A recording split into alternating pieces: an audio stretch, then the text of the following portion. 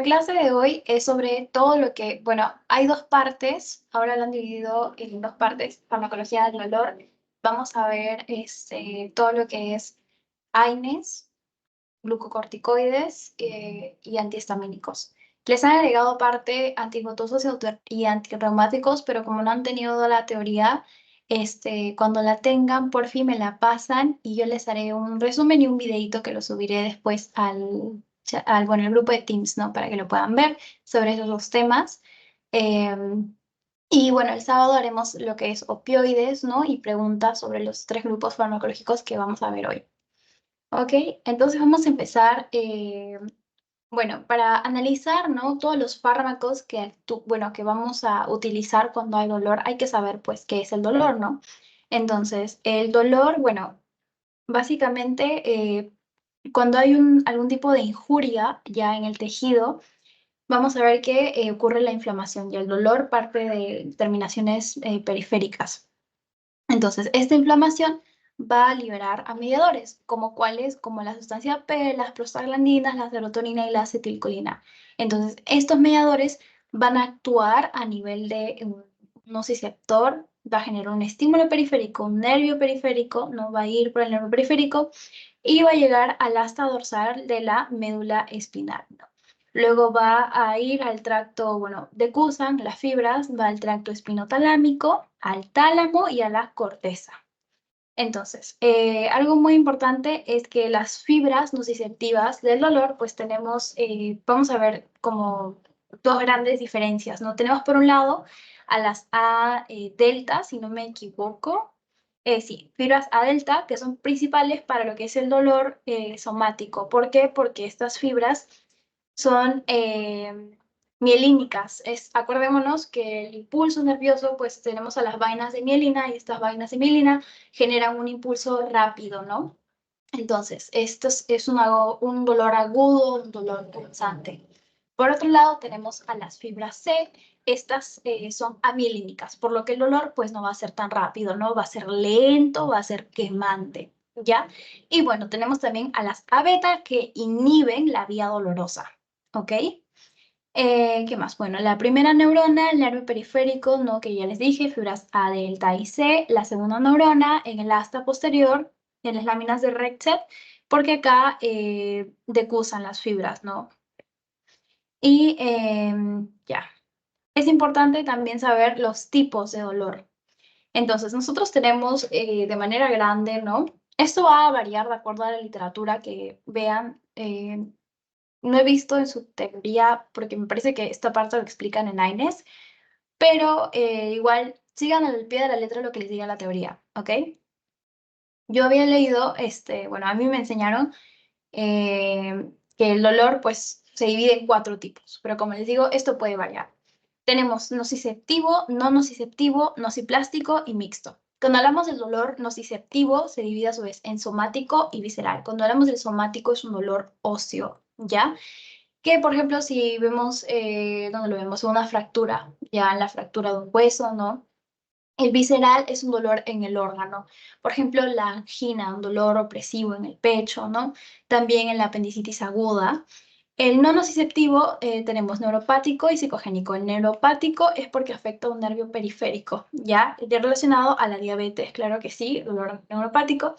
Y a los hormigueos que lo podemos ver en el herpes zóster, que lo vamos a ver al final, pero básicamente en el herpes zóster, como que nosotros tenemos una división del cuerpo humano, no, qué feo mi cuerpo humano, parece Patricia Estrella, pero sigue como un dermatoma, ¿no? Y estos son los famosos dermatomas, así.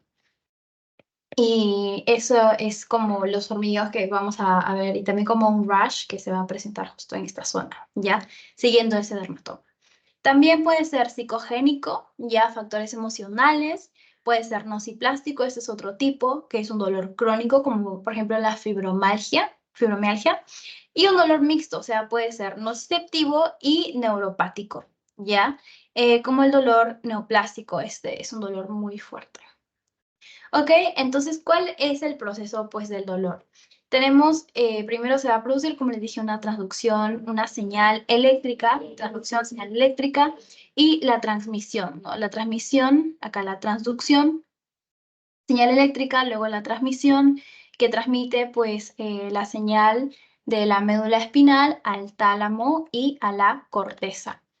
Una vez ahí damos a lo que es la modulación. Ya la modulación, la activación del sistema descendente con neurotransmisores que van a modular el dolor, ¿no? Y los receptores opioides. ¿Ok? Ahora, eso por una parte. También todo lo que vamos a ver ahorita podría funcionar para la fiebre. Ustedes ya lo han visto en PBM, pero para recordar un poquito, pues la fiebre es la, bueno, primero, ya, nuestro cuerpo regula la temperatura y como recordarán, pues nosotros tenemos por un lado la termólisis y la termogénesis, ¿verdad? La termorregulación es la capacidad que tiene el cuerpo, pues, de establecer y mantener una temperatura. Básicamente, todo esto se controla gracias al hipotálamo, ¿ya? Entonces, nosotros, como les dije, termogénesis y termólisis. Termogénesis es la producción de calor y termólisis es la pérdida de calor. Entonces, esto tiene que estar en un equilibrio, ya muy, muy importante que esté en un equilibrio. Por ejemplo, si hace calor, ahorita yo tengo calor, entonces estoy produciendo termólisis porque estoy sudando, ¿ya? Y bueno, se supone que para una temperatura de 37 grados, pues tiene que haber este equilibrio entre la producción de calor y la pérdida de calor, ¿ya? Ahora, la fiebre siempre lo relacionamos con infección, pero no es así. Yo les expliqué el caso de la hipertermia maligna, ¿se acuerdan? Los vimos en los depresores del sistema nervioso central, de los anestésicos, ¿ya? Justamente producían esta elevación de la temperatura, pero que no era fiebre, ¿no? Porque no era regulado por el hipotálamo, era un efecto adverso, pues, de estos anestésicos. También, ¿qué más produce fiebre? El feocromocitoma, que les dije que es un tumor que se produce en las glándulas suprarrenales, la ictiosis, el linfoma, la enfermedad de Addison, que la vamos a ver al final, ¿no? Y bueno, entonces es importante diferenciar como que todos estos conceptos porque es diferente decir hipertermia a decir fiebre. No, la fiebre es sí o sí porque el hipotálamo ha intervenido ahí. Entonces, esto es el aumento de la temperatura central, ya, y es cuantificado, es muy, muy importante, es cuantificado, es patógeno, ya. ¿Y cómo se produce la fiebre? Ahora sí, la carnecita. Bueno, nosotros vamos a ver que generalmente está asociado a una infección. ¿Y por qué? Porque, por ejemplo, una bacteria, un virus, los microorganismos expresan pirógenos. Ya, los pirógenos son pirógenos exógenos. Estos pirógenos, al entrar a nuestro organismo, nuestro sistema inmune va a defenderse, ¿no? Genera pirógenos endógenos, como la interleucina 6, interleucina 1, interleucina 18, factor de necrosis tumoral alfa, todo eso. Y todos estos pirógenos endógenos estimulan a nuestro querido centro termorregulador, o sea, el hipotálamo, ¿no? El hipotálamo lo da todo, literalmente. Y regula la temperatura, ¿no? Aumenta la temperatura. Entonces, este aumento de la temperatura, ¿qué nos genera? Nos genera la contracción muscular, los escalofríos. Por eso es importante saber si la fiebre fue precedida de escalofríos o no fue precedida de escalofríos. Entonces, generalmente, pues es precedida de escalofríos, ¿no? Porque se produce esta contracción muscular para generar la sudoración. Al final, bueno, primero tenemos escalofríos, luego fiebre y luego sudoración. ¿Por qué? Porque tienen que abrirse los poros para bajar la temperatura. Ya esto moja la piel y se evapora el calor, ¿no? Entonces, ahora sí, como que ya habiendo aclarado eso, vamos a pasar a lo que es la escalera analgésica de la OMS. Esta es la modificada, también estaba la otra que bueno, en la teoría pasada me fijé, pero nunca está más que lo tengan en cuenta. Pues básicamente la OMS estableció como esta escalerita que nos dice que si un paciente tiene un dolor leve, ya más o menos relacionado a un EMA de 1 a 4, pues tenemos que dar paracetamol, IO, AINES, IO coadyuvantes, que es importante acá. Esta famosa escala de EVA ya es lo que nosotros le preguntamos, señor, ¿y usted del 1 al 10 me podría decir cuánto es su dolor? Y te va a decir un 7, un 8, un 4, o sea, el nivel que él sienta. Entonces, nosotros lo vamos asociando ya, donde 0 es sin dolor y 10 es un dolor extremo. Y es como que más o menos se va acercando a lo que él siente. Entonces, si te dice de 1 al 4, un dolor moderado, pues le das paracetamol, ANES y algunos coadyuvantes. El paracetamol, esto es una pregunta de examen pasado, tiene menor efecto analgésico. Sí, está en el EVA de 1 a 4, es para el dolor leve. Y está muy relacionado, acuérdense de eso, está muy relacionado a daño y necrosis hepática, ¿ya? Entonces, si te dicen por ejemplo, de un paciente que tiene algún tipo de lesión o, por ejemplo, no sé, esteatosis hepática, yo, pues, entre todas las alternativas descartarías paracetamol. Ya. Bueno, depende de las otras también que te den. Pero de ahí buscaremos una pregunta. ¿Qué más? Ya, dolor moderado, EVA 5 a 6, más o menos por acá, ya es un dolor fuerte. Y damos opioides menores. Ya, ¿qué opioides menores? Lo vamos a ver el sábado, pero por ejemplo podríamos decir un opioide como la codeína, dihidrocodeína o el tramadol. Ahora, el tramadol es importante ajustar la dosis con comprimidos de absorción normal y luego pasas a formulación retardada. Ahora, el tramadol normalmente para esta escala se usa combinado con paracetamol. Ya. Y luego, para un dolor severo, ya de EVA 7 a 10, o sea, un dolor muy fuerte, un dolor extremo, pues sí o sí, opioides, ya, opioides mayores, ¿no? Em, ¿Qué es lo que vamos a ver acá? En la escala, la primera, das opioides mayores como la morfina, el fentanilo, bueno, vía transdérmica es preferible, oxicodona, metadona, buprenorfina y meperidina. Ya. Y bueno, para la última escala, sobre todo en los pacientes que tienen algún tipo de cáncer, se da la derivación a la unidad del dolor. Ya, esto es importante, creo que lo he visto por ahí en un examen. La unidad del dolor se encarga de los dolores crónicos que no son tratables, ¿no? Y normalmente van a técnicas invasivas, ¿no? Por ejemplo, una estimulación del nervio vago, por ahí. Ya, entonces ya vimos esto. Bueno, algunos coadyuvantes que lo vamos a ver ahorita, los corticoides. Ya vimos antidepresivos y anticonvulsivantes. Ok, entonces ya, vamos a pasar con AINES. Bueno, los AINES, antiinflamatorios no esteroideos. Se utilizan para tratar la inflamación, dolor y fiebre, están relacionados con un aumento de la producción de prostaglandinas y actúan pues disminuyendo la producción de prostaglandinas, como mitigan la inflamación, alivian el dolor y reducen la fiebre. Ahora, acá algo importante es que en su teoría les ponen esta clasificación, así que yo le pondría más énfasis a esta clasificación de aquí. Ya, tómenle captura porque no se las he puesto para que lo rellenen. Ya, han preguntado esto, he estado revisando. El piroxicam es un enólico. Esta es una clasificación que ellos hacen, pero al final, esta es como que la que está en la mayoría de literaturas, ¿ya? Los AINES se suelen clasificar en dos. Primero, los inhibidores irreversibles de la COX, que lo vamos a ver en un ratito, como la aspirina. Y luego los reversibles. Los reversibles tenemos no selectivos y selectivos. No selectivos, ibuprofeno, paracetamol, naproxeno, piroxicam. Ya, acá voy a hacer un asterisco. Y los selectivos de la COX-2, todos los COXIP. Celecoxib, heterocoxib, meloxicam. Bueno, es una excepción, pero también, ya. ¿Qué pasa acá? Los inhibidores de la COX-2, selectivos, ojo, inhiben específicamente a la ciclooxigenasa inducible. Lo voy a explicar en un ratito también, pero ¿qué quiero que sepan ahorita? Paracetamol y meloxicam. Meloxicam es un AINE. Esto también varía de acuerdo a la literatura que vean. Yo leí que el paracetamol no es un AINE y muchas personas también, como le he preguntado a varios doctores, algunos dicen que sí, que no es un AINE, algunos dicen que es un AINE. Entonces, depende de lo que les diga, de lo que les diga en la teoría, de verdad.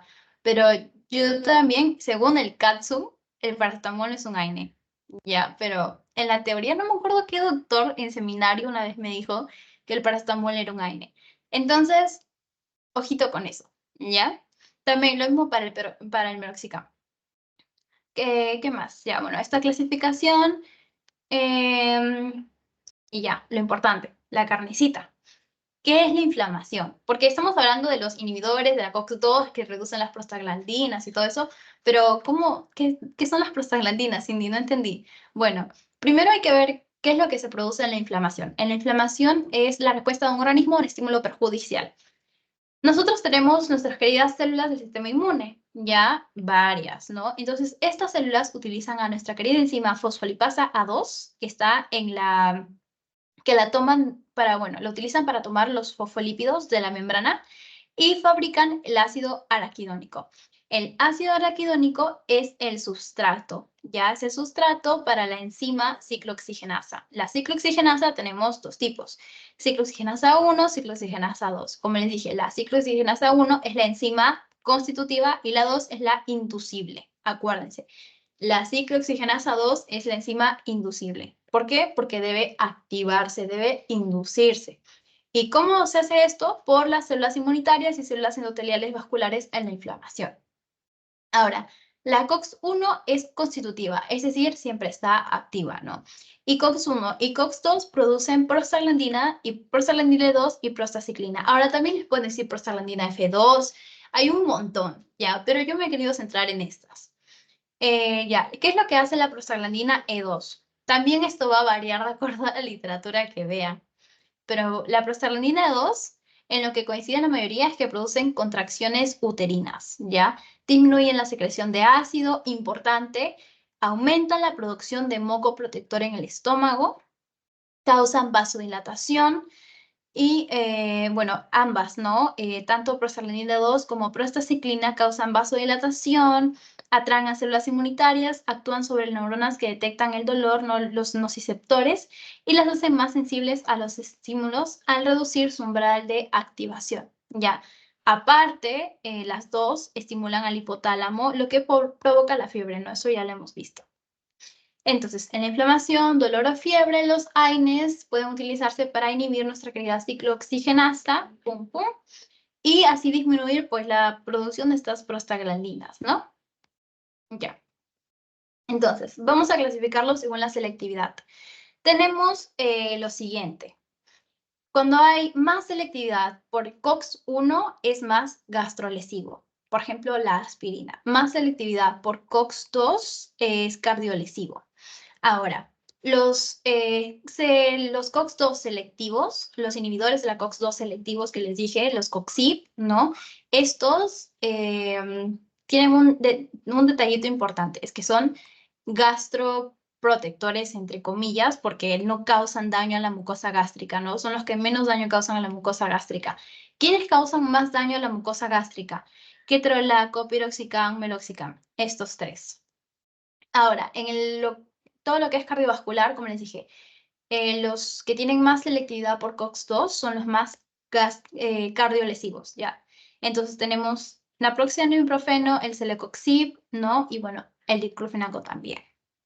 Ahora, el naproxeno no tiene tanta cardiolesividad, ¿ya? ¿Qué han preguntado? Han preguntado, el rofecoxib y celecoxib pues tienen baja gastrolesividad, de hecho son los que menos gastrolesividad tienen. El naproxeno es la mejor opción de AINES para un paciente con enfermedad cardiovascular. ¿Qué tienen que acordarse? Tienen que acordarse de nuestro querido Perry el ornitorrinco. ¿Por qué? Porque ya, yo debatí esto con los doctores hoy día en el pabellón. Y a la conclusión que llegamos fue de que, o sea, no se puede dar, a pesar de que yo sé que dice que en la naproxeno y todo eso, lo que les acabo de decir, pero generalmente a un paciente que tiene insuficiencia cardíaca no le vas a dar ni siquiera naproxeno, no le das AINES de plano, ¿ya? Y también un paciente con asma. Yo sé que pueden decir, no, pero si el asma está controlado, le puedes dar, o sea, sí, pero se prefiere dar paracetamol. ¿Ya? Una persona que tiene asma o algún proceso relacionado con el sistema inmune, asma, rinitis alérgica, conjuntivitis alérgica, todo lo que es relacionado con eso, pues también se evita los AINES, ¿ya? Entonces, está contraindicado para insuficiencia cardíaca y asma, ¿ya? Y bueno, la selectividad para la isoforma de COX según la escalera logarítmica, ¿no? Y esos son los selectivos del COX-2 que les dije, los COX-CYP, telecoxib, L-todolaco, meloxicam, diclofenaco. Y bueno, más selectivos a COX-2, no tan selectivos, y más selectivos a COX-1, el ketorolaco. El ketorolaco es selectivo, más selectivo a COX-1. Y así va yendo. Ya, ahora, esto también preguntan bastante. ¿Quién produce mayor daño gastrointestinal? El ketorolaco. Ya, es también. Lo voy a resaltar. El ketorolaco produce bastante daño gastrointestinal. Ya. ¿Quién no produce tanto daño? Los COX-CYP, porque como les dije, son los que menos daño gastrointestinal producen. Por eso sí se puede dar en un paciente que tiene gastritis. ¿Qué más? Los COX-CYP, el diclofenaco, ibuprofeno, naproxeno. Vayan, acuérdense al menos de los 3 primeros, porque sí preguntan esto bastante. Y daño cardiovascular, mayor el diclofenaco, menos daño cardiovascular produce el naproxeno. ¿Ok? Interferencia, ¿no? Bueno, esto no lo pregunta mucho, pero estos dos sí, bastante. Ya, acuérdense de esto. Y bueno, la aspirina, ¿no? Vamos a hablar de algunos, los más importantes.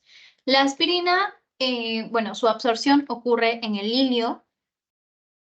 Ya. Luego va y, que es muy importante, que es inactiva, como les dije, es un inhibidor de COX-1 y COX-2. Inactiva permanentemente la COX-1 y la COX-2. Ya.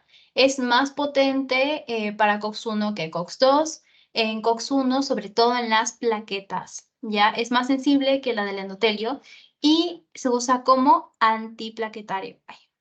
Antiplaquetario. Económico y eficaz, también es importante. Produce toxicidad gastrointestinal y, bueno, afecta el tiempo de protombrina. Aumenta el tiempo de sangrado sin afectar el tiempo de protombrina. ¿Qué es importante? Que no se puede dar para niños con fiebre debido a una inflamación viral porque se produce el síndrome de Rey. Bueno, no sé cómo se pronuncia, pero Rey. ¿Ok? Entonces, acuérdense, la aspirina en el hígado ya no tiene efecto antiplaquetario, pero tiene propiedades antiinflamatorias. Ya disminuye la producción de prostaglandinas, eso ya lo vimos. Se usa para disminuir la inflamación, ¿no? La fiebre, se usa en dolores de cabeza, en dolor musculoesquelético. Seguro han escuchado hablar de varios antimigrañosos que tienen pues aspirina, ¿no? Y como les dije, en el torrente sanguíneo antiplaquetario. Ya disminuye la producción del tromboxano A2 y se usa como antiplaquetario porque es económico, ¿no? Y funciona. Importante.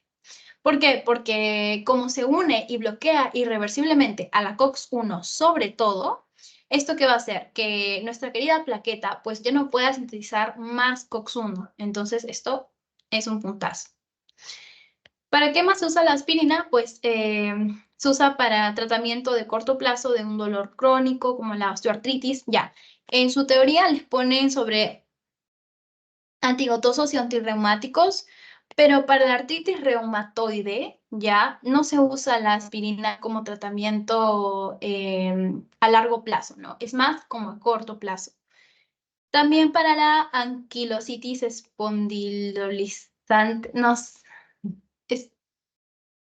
sé cómo, no me acuerdo, es espondilitis anquilosante, si no me equivoco, ya, pero igual búsquenlo. Y bueno, a dosis menores, pues la aspirina se usa en un tratamiento a largo plazo, ¿no? Para prevenir ataques cardíacos, esto sí se usa para prevenir ACV, ya. Y bueno, como ya lo vimos, para prevenir la formación de coágulos, sobre todo en personas que tienen alto riesgo para tener estos coágulos, ¿no? Entonces, a menores dosis se usa como antiplaquetario.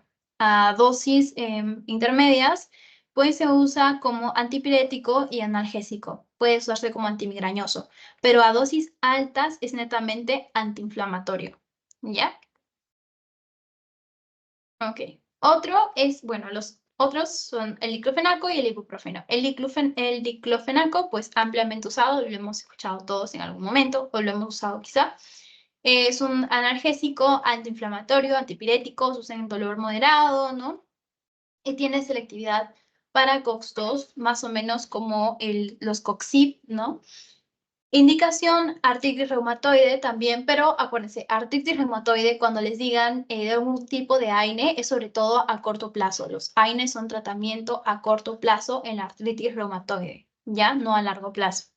Osteoartritis, dismenorrea primaria, tendinitis, espondilitis, migraña aguda, de forma tópica también. ¿Quién no lo usaba de forma tópica el diclofenaco? En alguna torcedura menor, en algún esguince, ¿no? Y bueno, efectos secundarios gastrointestinales, cardiovascular, ¿no? Hipersensibilidad, no se recomienda en niños, ojito, gestación y lactancia, tampoco en asmáticos. De manera general, como les digo, ningún AINE se recomienda en personas asmáticas, ¿ya? Tampoco para personas que tengan insuficiencia cardíaca. Secundaria a lo que sea. Si tiene insuficiencia cardíaca, así esté compensada, como que piénsalo 2 veces antes de decir AINES. Se puede usar con relajantes musculares, sobre todo para el dolor osteomuscular. El ibuprofeno igual, también lo hemos usado, analgésico, antiinflamatorio, antipirético, es un AINE pues no selectivo, indicado en cefaleas, odontalgias, dismenorrea primaria, artritis reumatoide de forma aguda, menos toxicidad gastrointestinal que otros, está contraindicado para enfermedad ulcerosa, asmáticos, tercer trimestre de gestación. Ya.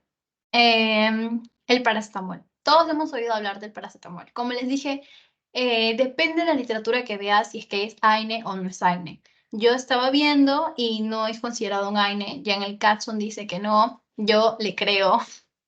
Le creo. Ya. No es AINE. ¿Por qué no es AINE? ¿No? Porque no tiene una actividad antiinflamatoria per se, ¿no? Lo que sí es bastante antipirético, tiene mucha actividad como antipirético, es analgésico, no es antiinflamatorio, se usa en la fiebre, ¿ya? Aunque bueno, dentro de todos estos, el más efectivo para bajar la fiebre, indometacina y antalgina, ¿ya? En dosis altas puede causar hepatotoxicidad. No es recomendado en pacientes que si te dice que tiene esteatosis hepática, no, tampoco. Se puede tomar con antihistamínicos, sedantes y descongestionantes. No se puede tomar con alcohol. Lo que pasa es que se metaboliza, tiene un metabolismo intenso en el hígado, entonces es por eso que como que tiene hepatotoxicidad. Bueno, tiene hepatotoxicidad, no. Se puede usar en el embarazo.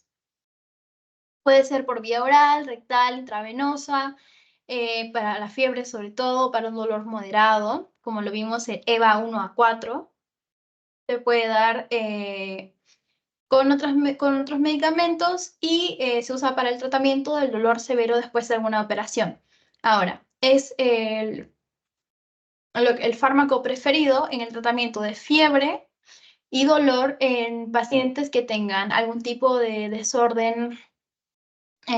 Por ejemplo, tienen aumentado el tiempo de protombina, ¿no? Si tienen algún tipo de úlcera también. Y si son alérgicos a la aspirina. Para los pacientes asmáticos se prefiere dar paracetamol para manejar el dolor leve, ¿no? Frente a todos los AINES. Se prefiere más el paracetamol. Y primera línea en terapia para niños que tienen fiebre o dolor. Como les dije, la aspirina no se usa. Si un niño, si conocen, no sé, su sobrino, primo, que sea menor de 5 años, tiene fiebre y sospechas que es un proceso viral, no le des aspirina, por nada del mundo. Paracetamol, y creo que para esa edad es hasta en gotas. Si no me equivoco, es en gotas. O menos de 3 años creo que es en gotas. No me acuerdo bien. Pero que es importante que sepan del paracetamol es que como tiene bastante metabolismo en el hígado, ¿no? Puede causar toxicidad. ¿Y qué es lo que pasa acá? Si no me equivoco, al día como que solamente se pueden dar 8 gramos de paracetamol, pero no estoy muy segura. Pero bueno, en el caso de que haya una toxicidad, pues se maneja con la N-acetilcisteína. Es su antídoto y eso lo preguntan bastante. También la aspirina. Como les dije, en la primera clase, ¿se acuerdan que vimos farmacocinética, farmacodinamia? En farmacocinética les dije que el tratamiento para una intoxicación con aspirina era nuestro querido bicarbonato, ¿no?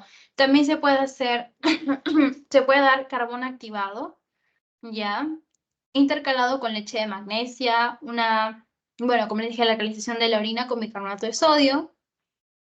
Se puede dar diazepam, pentobarbital, fenitoína para las convulsiones, ya lo vimos.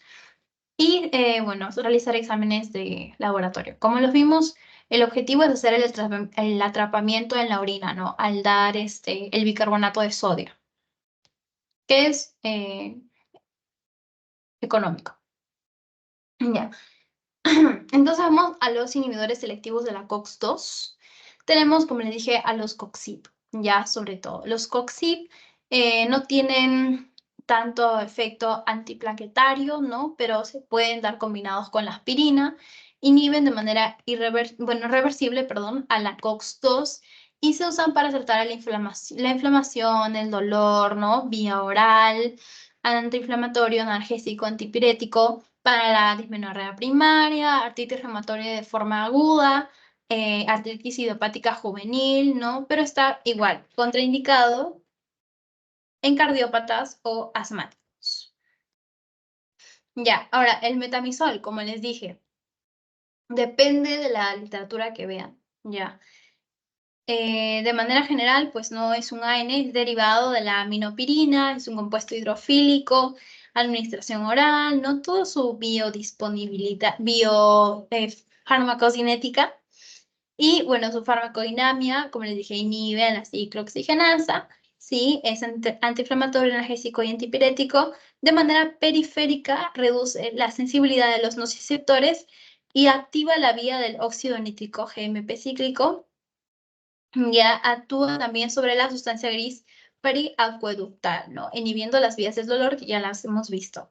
Se usa para el dolor agudo, postoperatorio o postraumático, dolor tipo cólico, es un dolor como un retorcijón, así como si hicieran así.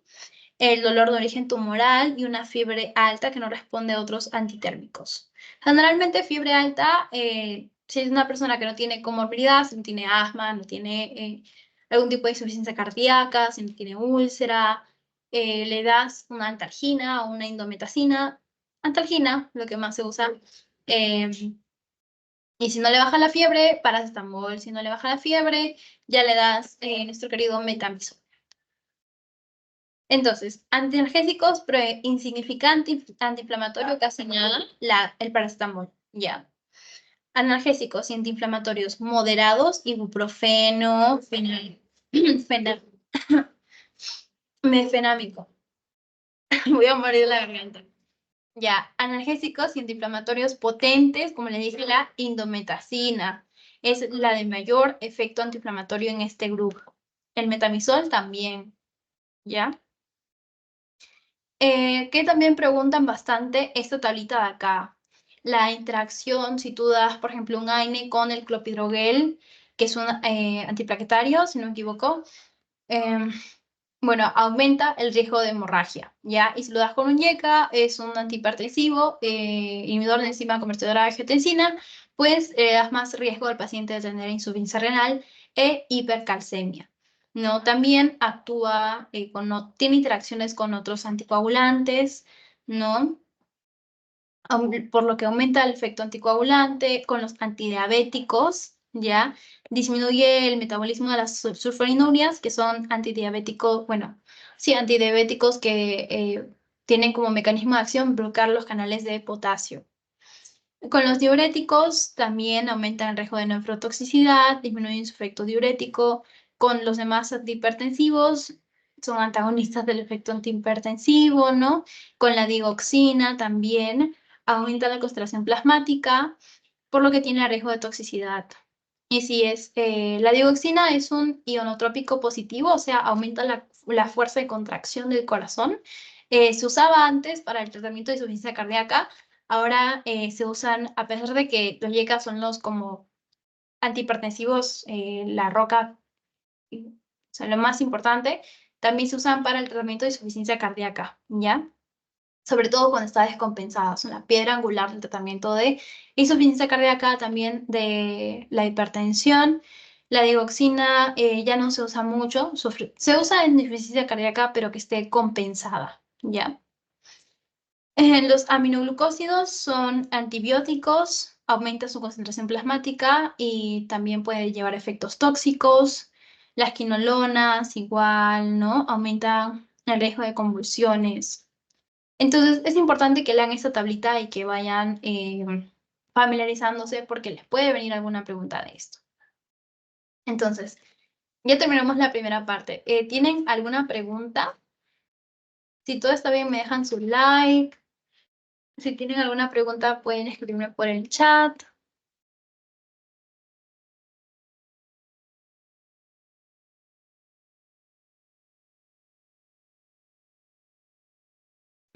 Ya. Entonces, los glucocorticoides son hormonas esteroideas, ¿no? Por eso los AINES son antiinflamatorios, no esteroideos, en cambio estos sí, tienen mucho que ver con la parte endocrinológica, ¿no? Como sabemos, ¿qué es lo que pasa acá? Nuestro querido hipotálamo segrega a la hormona liberadora de corticotropina, que luego actúa en la adenohipófisis, ¿ya?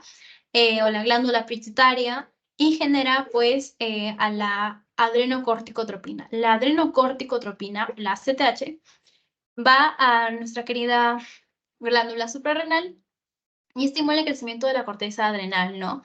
Estimula la producción de los glucocorticoides. ¿En dónde va a ser esto?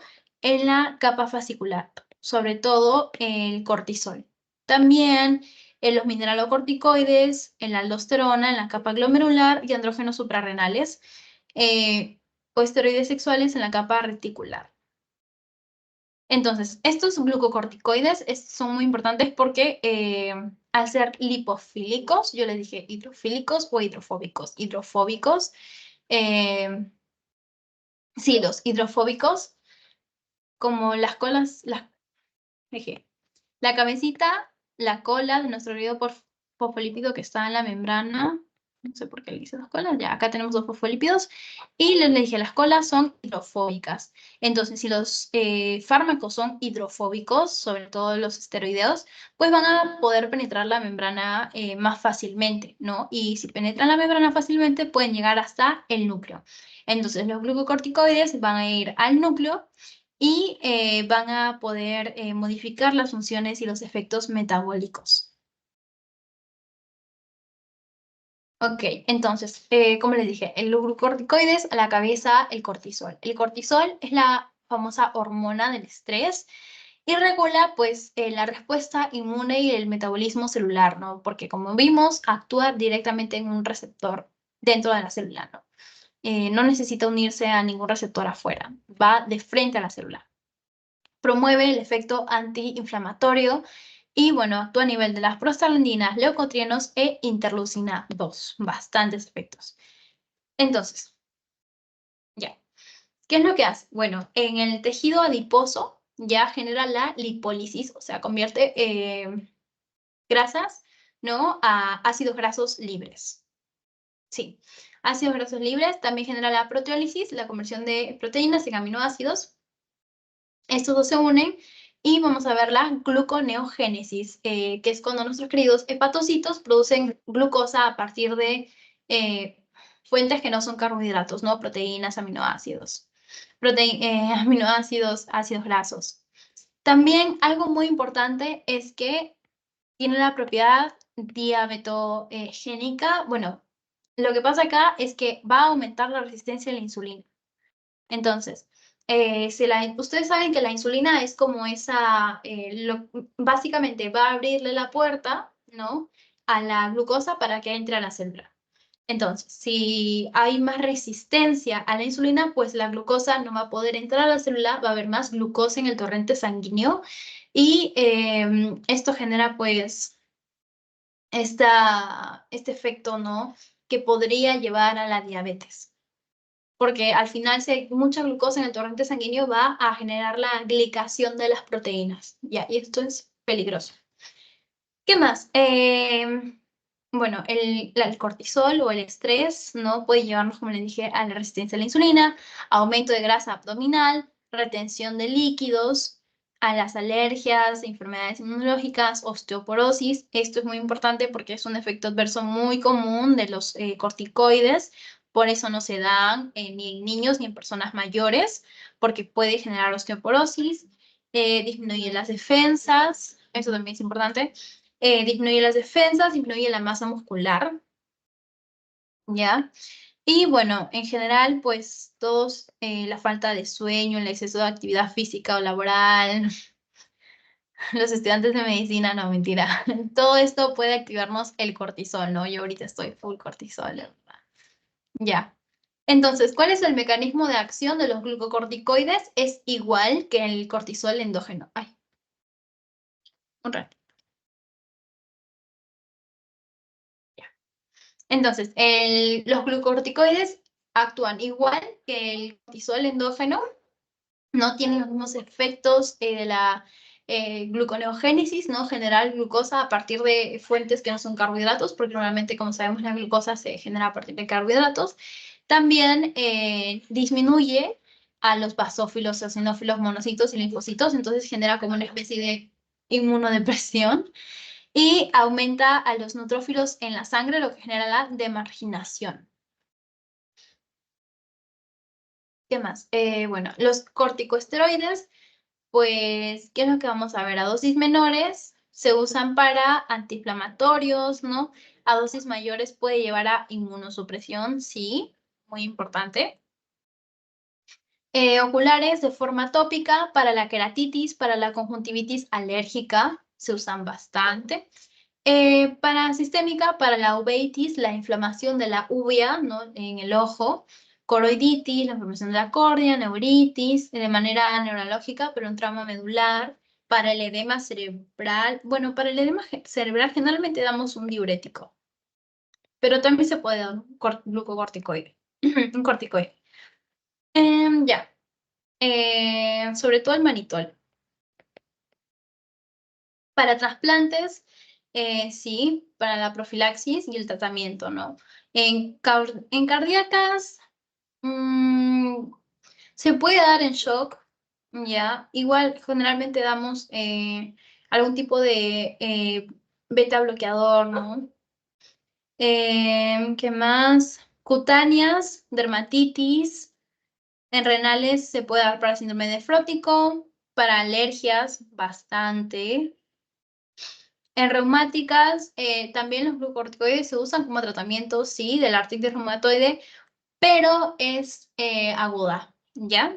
Infecciosas, el shock, y bueno, la meningitis también, en el asma, bastante, en el asma aguda, crónica, se da, de manera general dan bastante corticoide. Y en la enfermedad de Crohn, ¿no? En los linfomas, en la anemia hemolítica, en la púrpura y en el mieloma múltiple. Entonces, nosotros tenemos a los glucocorticoides y se clasifican pues de acción corta, intermedia, prolongada. Acción corta, cortisona, prednisona, prednisolona, hidrocortisona, ¿no? Acción intermedia, ay, jeje. Acción intermedia, triamcinolona, acción prolongada, dexametasona, butametasona y flumetasona. Es importante. ¿Qué vamos a ver acá? Por ejemplo, la duración corta más o menos dura de 8 a 12 horas, ¿no? Por ejemplo, la cortisona es un profármaco, es decir, tiene que convertirse en el hígado, ¿no? A hidrocortisona, ya, tiene que activarse, mejor dicho, y bueno, no se puede dar de forma tópica. La hidrocortisona es igual, químicamente igual al cortisol, se da intramuscular o intravenosa y tiene un efecto rápido, ya de corta duración, eso sí, pero se usa en la insuficiencia adrenal aguda y de forma tópica. Ah, ya, en la insuficiencia adrenal aguda, perdón. Jeje. De manera intermedia, más o menos de 12 a 36 horas, ya es 4 o 5 veces más potente. De manera oral, todos hemos escuchado de la prednisona, ¿no? La prednisolona también puede ser oral, intravenoso, tópico. La metilprednisolona, igual oral, intravenoso, intramuscular, intraarticular. Triamcinolona, ¿no? Eh, Triamcinolona, oral, intramuscular, intraarticular, tópico, como les dije, tienen las mismas indicaciones o van por ahí. Y de acción larga es que ya son 25 veces mucho más potentes, ¿no? Que los de acción corta, de 36 a 72 horas es bastante. La betametasona y la dexametasona, ¿ya? Son importantes porque al ser más potentes, tienen más efectos adversos. Por eso la dexametasona se dan dosis más o menos 4 o 5 gramos. Y ustedes dicen, pero ¿por qué tan poquito, no? Porque tiene bastante acción. ¿Ya? Em, sí. En cambio, la prednisona, que es más o menos, tiene una duración intermedia, pues se da, si no me equivoco, es por kilo de peso, puedes dar 50, sí, es por kilo de peso, 50 gramos, 60 gramos, 70 gramos y así. La prednisona se utiliza sobre todo para procesos infecciosos, podría ser una faringitis, podría ser un asma, una alergia. La dexametasona sí se usa para todos estos, como lo hemos visto, procesos más graves, ¿no? Podría ser un síndrome nefrótico. Bueno, y efectos adversos pues tienen bastante, son dosis dependiente, ya pueden llevarnos hipertensión, úlceras pépticas, debilidad muscular, aumento de la presión ocular, importante. ¿Por qué? Porque hemos dicho que se usa para procesos en la vista, ¿verdad? Por ejemplo, la uveitis. Entonces, es importante tener en cuenta la dosis y por cuánto tiempo le vas a dar, porque estos corticoides generalmente los tienes que dar por un corto tiempo, no te puedes exceder porque causan bastantes efectos adversos. Tiene efectos teratogénicos también, ¿no? Y como les dije, la osteoporosis es muy importante y es la razón por las cuales no se da en niños ni en adultos mayores. Contraindicado en la gestación y la lactancia, también en infecciones, porque, como les dije, son inmunosupresores en hipertensos, diabéticos y personas que tengan osteoporosis, pediátricos, ¿no? Y en soluciones de continuidad o heridas. Interactúan con un montón de fármacos, ya, con un montón de fármacos. Y acuérdense, es muy importante de qué es lo que hacen. Por ejemplo, en los pulmones, claro, disminuyen la reactividad bronquial, la frecuencia de episodios asmáticos y todo eso. O sea, sí son muy buenos, pero ¿qué es lo que te causan al final? Generalmente el aumento del cortisol te causa lo que es el síndrome de Cushing. Ya, síndrome de Cushing. Y la deficiencia de cortisol, el síndrome de Addison, que esto por ahí lo he visto en su teoría. El síndrome de Cushing es diferente a la enfermedad de Cushing. Ya, ojo, la enfermedad de Cushing generalmente es por una causa del sistema endocrino. En cambio, el síndrome de Cushing, sí, o al revés. No, sí, sí. Y bueno, y el síndrome de Cushing se puede producir justamente por el exceso de corticoides, ¿ya? ¿Qué es lo que nos puede causar? Pues ya hemos visto osteoporosis y sobre todo se caracteriza por la cara forma de luna, ¿no? También tiene una jiba, ¿ya? Bueno, acá no está, acá. Una jiba y una pancita de búfalo. Y tienen estrías. Las estrías son violáceas, ¿ya? Estrías violáceas, acá está. También debilidad muscular, úlceras, ya que no sanan y todo eso. Pero acuérdense de estos tres, son bastante característicos del síndrome de Cushing. Bueno, ya, hasta acá. ¿Tienen alguna pregunta para pasar con la última parte que es antihistamínicos? Si todo está bien, me dejan un corazoncito, please.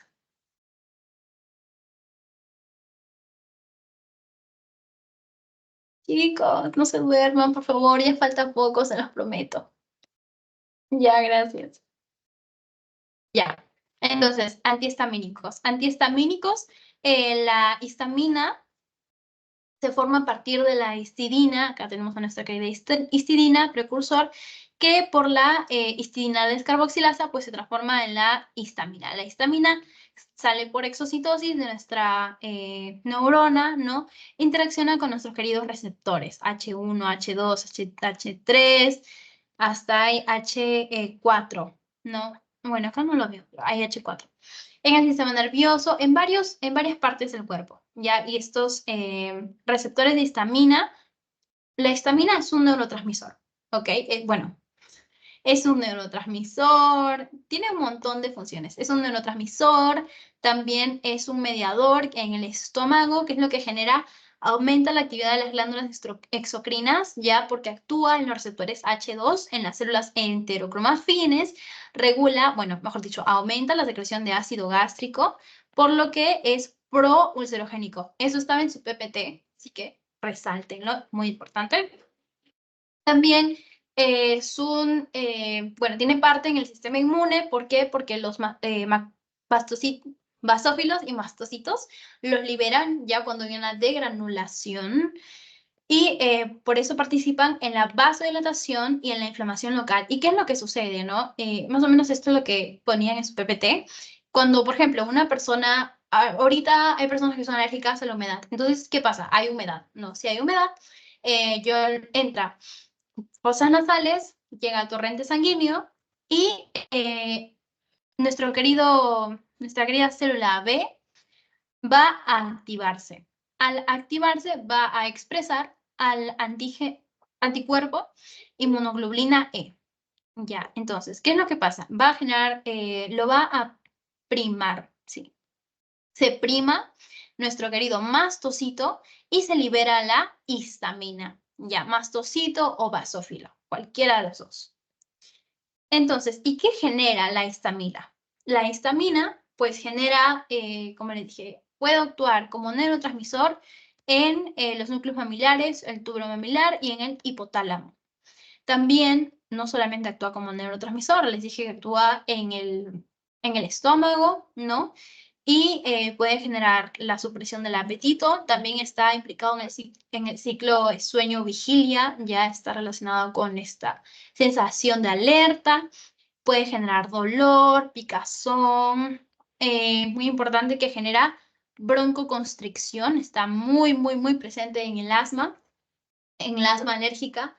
Y sí, en el asma alérgica, en las células endoteliales las vuelve más permeables, ¿ya?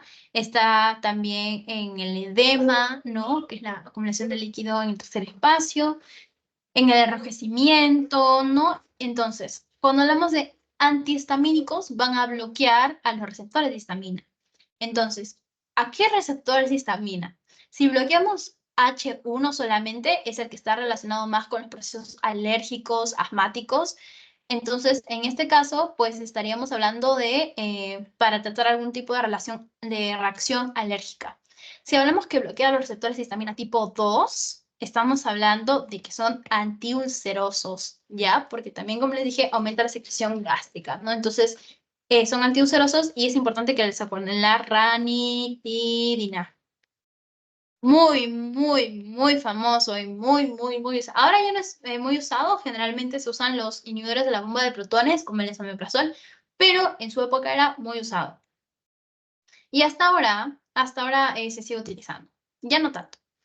Ya, entonces, como hemos visto estas reacciones alérgicas, pues, ¿qué es lo que vemos? Edema. Edema. Urticaria, también rinitis alérgica. Por todo esto, gracias a nuestra querida histamina, hay que agradecerle, ¿no? Ya, entonces vamos a bloquear estos receptores, lo que nos va a ayudar en estas reacciones alérgicas. ¿Qué es lo que pasa? Vamos a bloquear, primero, tenemos dos generaciones, ya, primera generación, segunda generación. Primera generación, bloquean reversiblemente a los receptores de H1, son inhibidores competitivos reversibles, ¿no? De la interacción de la histamina con el receptor. Y tenemos a la difenhidramina, clorfeniramina, dimenidrato, bromfeniramida y feniramina. Estos no son tan usados, ya no son prácticamente usados. ¿Por qué? Porque penetran la barrera hematoencefálica. Tienen alta solubilidad. Entonces, ¿qué es lo que generan? Sedación, tal cual, sedación. Y para reacciones alérgicas, pues no se usa mucho porque genera bastante sedación. También por eso se puede usar en problemas para dormir. Y, ¿qué es lo que pasa acá? Como les dije, la histamina, pues como neurotransmisor, actúa en el núcleo tuberomamilar, el hipotálamo posterior. Entonces, la activación de estas neuronas produce una excitación cortical, ¿ya? Y entonces, al dar estos antihistamínicos, ¿ya? Vamos a bloquear justamente la histamina que causa la activación. Entonces, van a darnos sueño. No sé si a ustedes les ha pasado, si han tomado algún antihistamínico, les ha dado sueño. A mí sí me ha pasado. Ya. La difenhidramina, pues, causa náuseas, también puede tener efectos, bueno, perdón, síntomas extrapiramidales, como el parkinsonismo, y, como les dije, sedación, aumento de apetito y aumento de peso, justamente.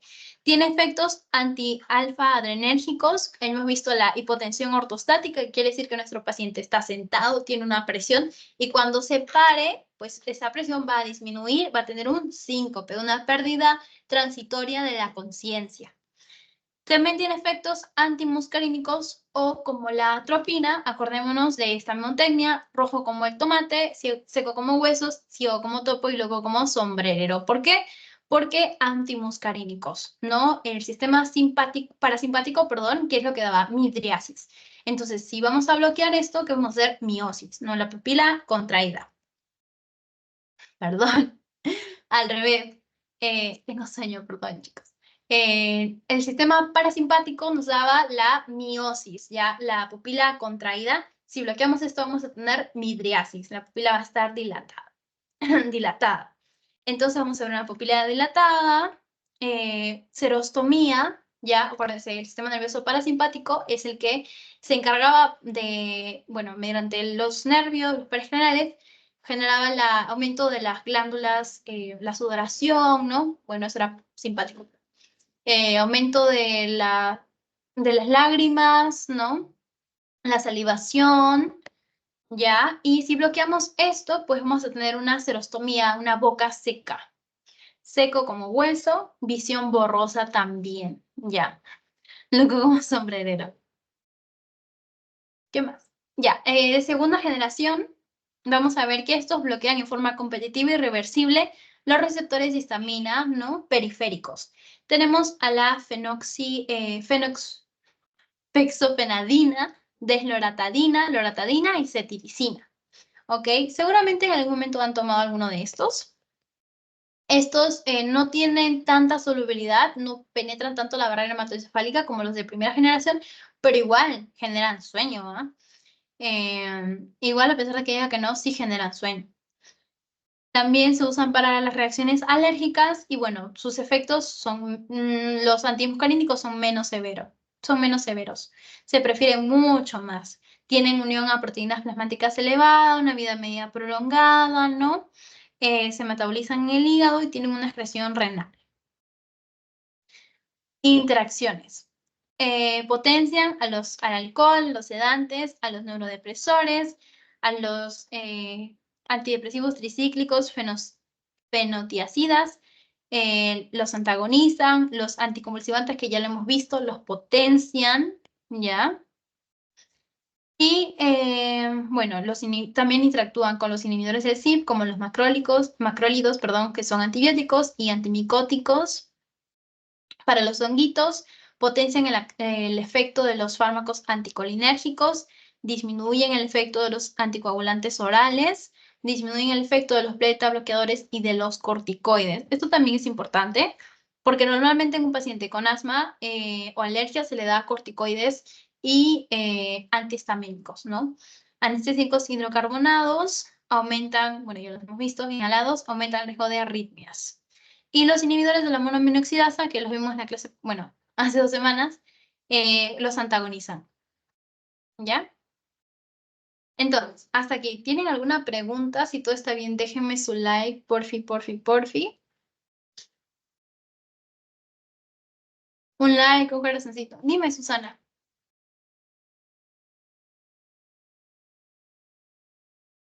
Ya, creo que de repente solo quería poner un like. Ya. Entonces, ¿está todo bien? Denme un segundito, por favor, que les envío el post-test. Porfi, porfi, porfi.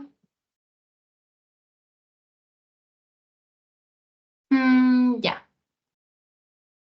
Ok, entonces voy a dejar la grabación.